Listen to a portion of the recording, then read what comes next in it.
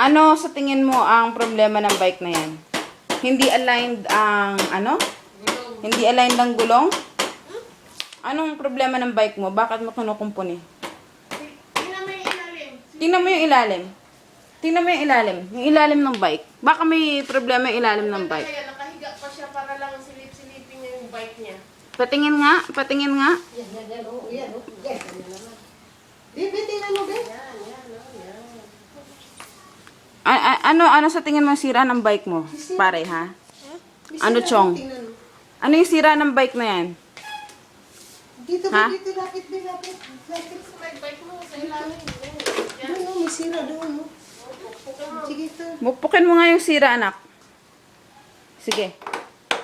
Yan. Yan ba? Yan ba ang sira? Tingnan mo nga. O, ayos na ba? Ayos na? Sakyan mo nga daw. Testingin natin kung ayos na yung bike. Ayos na ata eh. Okay na ba? Meron pa daw. May sira pa rin ng bike? Anak, magme-mekaniko ka ba?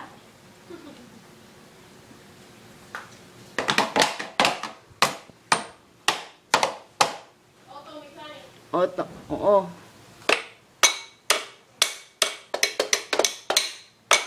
Auto mechanic. Ang galing naman ng anak ko. Ganda yung pwesto niya kanina, nakahiga. Tapos Sige anak, paggalingan mo yan. sumisilip At siya sa ilalim. magmimekano ka pa. Bye-bye. Mwah.